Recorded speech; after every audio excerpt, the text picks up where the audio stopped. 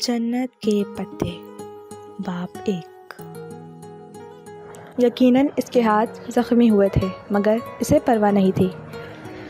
वो जन से गाड़ी आगे ले गई। फिर इसने बैक व्यू मिरर में देखा। वो दोनों ख्वाजा सिरा बार बार मुड़ मुड़ कर इसे गुस्से से देखते हुए सड़क पार कर रहे थे। डॉली ने पिंकी का ज़ख्मी हाथ पकड़ रखा था और गुस्से से पलटकर हया की दूर जाती गाड़ी को देखते हुए कुछ कह रहा था। इसने सर झटक कर एक्सेलरेटर पर जोर बढ़ा दिया। कम से कम इतनी उम्मीद इसे थी कि अब वो डॉली इसका पीछा करने की हिम्मत नहीं करेगा। बहुत जल्द वो गलत साबित होने वाली थी। हया जैसे ही वो घर में दाखिल हुई, लाउंज में बैठे सुलेमान साहब तेज़ी से इसकी तरफ आए। इनके चेहरे पर गैस व गज़ब छाया था। वो डर कर पीछे हटी। तभी फ़ोन की घंटी बजी। ये वीडियो तुम्हारी है? तुम मुजरे करती हो? रोहेल जो सोफ़े पर बैठा था एकदम उठा और बहुत सी सीडीज़ इसकी तरफ उछालीं। वहाँ सब मौजूद थे, ताया फुरकान, दावर भाई, रोहेल और एक तरफ इरम ज़मीन पर बैठकर रो रही थी। दूर कहीं फ़ोन की घंटी बज रही थी। नहीं, वो इनको कहना चाहती थी। इसका मुंह तो हिलता था पर आवाज़ नहीं निकलती थी। वो सब इसका खून लेने पर तुले थे। सुलेमान साहब आगे बढ़े और इसके मुंह पर थप्पड़ दे मारा। बेहया इसे थप्पड़ों से मारते हुए सुलेमान साहब कह रहे थे। इनके लब हिल रहे थे मगर इनसे आवाज़ डॉली की निकल रही थी। वो सुलेमान साहब नहीं, डॉली बोल रही थी। अस्सलाम वालेकुम। डॉली, पिंकी, बेहया, पिंकी की उंगलियां, फ़ोन की घंटी। वो एक झटके से उठ बैठी। कमरे में अंधेरा था। इसने हाथ बढ़ाकर टेबल लैंप ऑन किया। जर्द सी रोशनी हर सू फैल गई। इसने बेइख्तियार दोनों हाथों से अपना चेहरा छुआ। सब ठीक था। किसी को कुछ इल्म नहीं हुआ था। वो सब एक ख्वाब था। वो खुदाया, इसका सांस तेज़ तेज़ चल रहा था। दिल वैसे ही धड़क रहा था। पूरा जिस्म पसीने से भीगा था। फ़ोन की मखसूस टोन इसी तरह बज रही थी। हाँ, बस वो घंटी ख्वाब नहीं थी। इसने साइड टेबल से मोबाइल उठाया और चमकती स्क्रीन को देखा। Private number calling. और फिर इसने फ़ोन कान से लगाया। मेजर अहमद, मैं आपके ऑफ़िस आकर रिपोर्ट दर्ज करवाने के लिए तैयार हूँ। कल सुबह 9 बजे मेरे घर की बैक साइड पर मौजूद ग्राउंड के एंट्रेंस पर गाड़ी भेज दें। ओके। इसे फातिहाना लहजा सुनाई दिया। इसने आहिस्ता से फ़ोन बंद कर दिया। कभी भी वो किसी लड़के से तन्हा नहीं मिली थी मगर ना मिलने की सूरत में वो वीडियो कभी ना कभी इस खौफनाक ख्वाब ने इसे ये सब करने पर मजबूर किया था। इसे लगा अब इसके पास और कोई चारा नहीं रहा। मेजर अहमद से तो वो निपट लेगी। प्लेग्राउंड के गेट के साथ तूत का तनावर दरख्त था। वो इससे टेक लगाए मुंतज़र खड़ी थी। सुर्ख एयरलाइन कमीज़, चूड़ीदार पजामा, ऊपर स्टाइलिश सा सुर्ख स्वेटर जिसकी लंबी आस्तीन हथेलियों को ढाँपकर उंगलियों तक आती थी। वो कंधों पर ब्राउन छोटे से स्टॉल नुमा शॉल लिए, लंबे बाल पीछे कमर पे गिर रहे थे। सर्दी और धुंध में वो मुस्तरब सी खड़ी थी। इरम या ज़ारा इसने किसी को नहीं बताया था। ये ख़तरा इसको अकेले मोल लेना था। दफ़तन इसने बेचैनी से घड़ी देखी। 9 बजने में 1 मिनट था। इसी पल एक कार सन से इसके सामने आ रुकी। सियाह पुरानी मर्सिडीज़ और किसी बुत की तरह सामने दिखता ड्राइवर। वो खामोशी से सर झुकाए आगे बढ़ी और पिछला दरवाज़ा खोलकर अंदर बैठ गई। इसके दरवाज़ा बंद करते ही ड्राइवर ने गाड़ी आगे बढ़ा दी।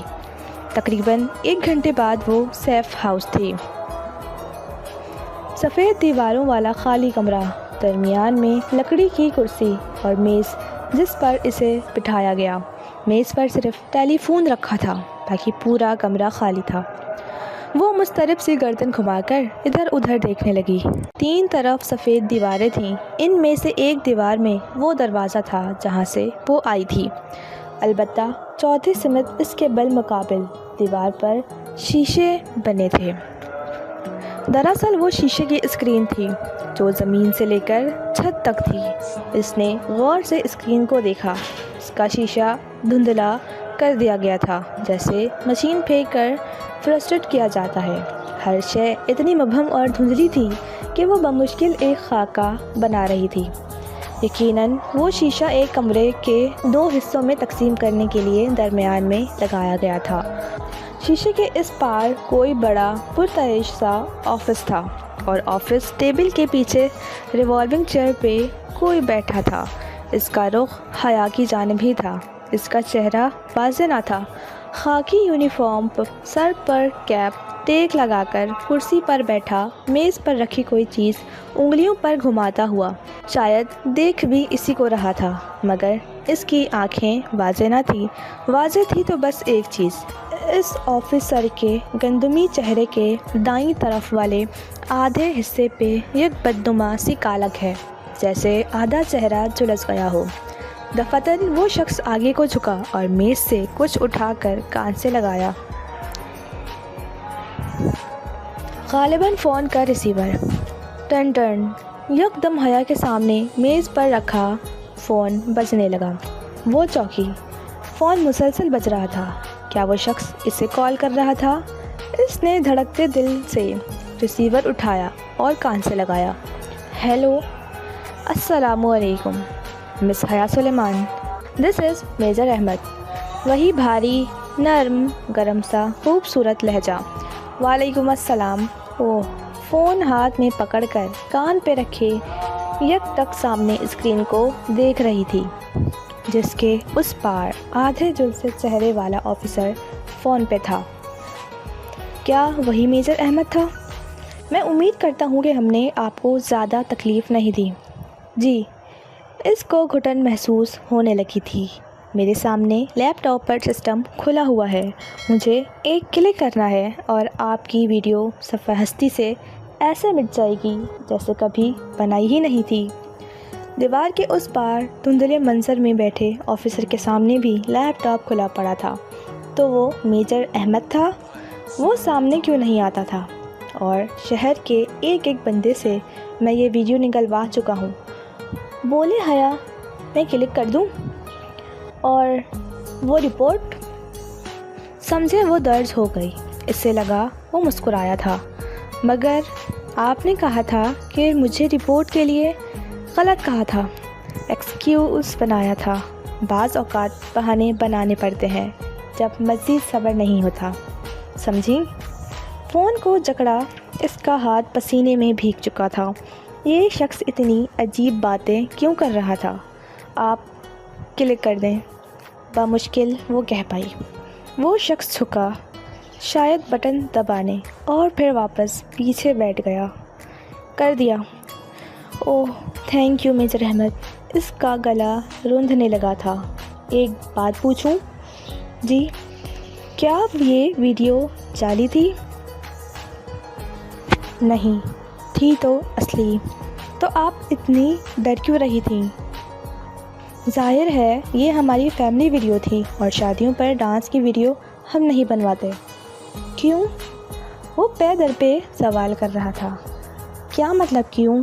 شادی کی ویڈیوز سرکولیٹ ہوتی ہیں ہر جگہ۔ کیا اچھا لگتا ہے ہمارے ڈانس کی ویڈیو پرائے لوگ دیکھیں؟ مگر پرائے لوگ لائیو تو دیکھ سکتے ہیں۔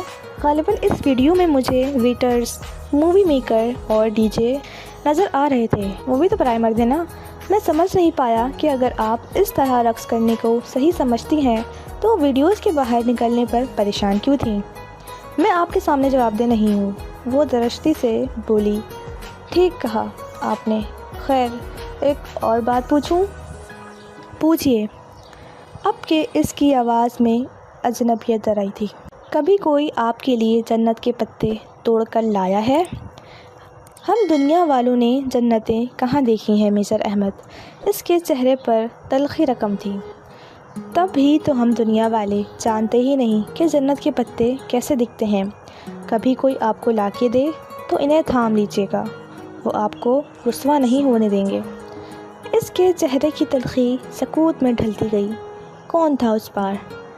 آپ سن رہی ہیں؟ جی وہ چونک کر سنبھلی۔ میں چلتی ہوں۔ وہ ریسیور کان سے ہٹانے ہی لگی تھی کہ وہ کہہ اٹھا، 1 منٹ، ایک آخری سوال کرنا ہے مجھے۔ وہ اٹھتے اٹھتے واپس بیٹھ گئی۔ جی پوچھئے۔ آپ مجھ سے شادی کریں گی؟ اسے زور کا دھچکا لگا۔ وہ گنگ سی پھٹی پھٹی نگاہوں سے دھندلی دیوار کو دیکھے گئی۔ بتائیے مس حیا۔ اس کے لب بھیج گئے۔ حیرت اور شوق پہ غصہ غالب آ گیا۔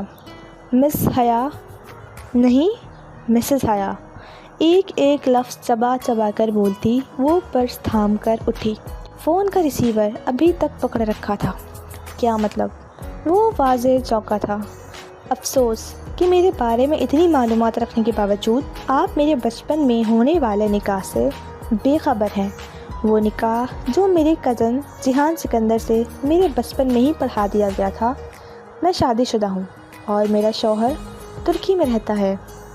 اوہ، آپ کی وہ رشتہ دار فیملی جو کبھی پاکستان آئی ہی نہیں۔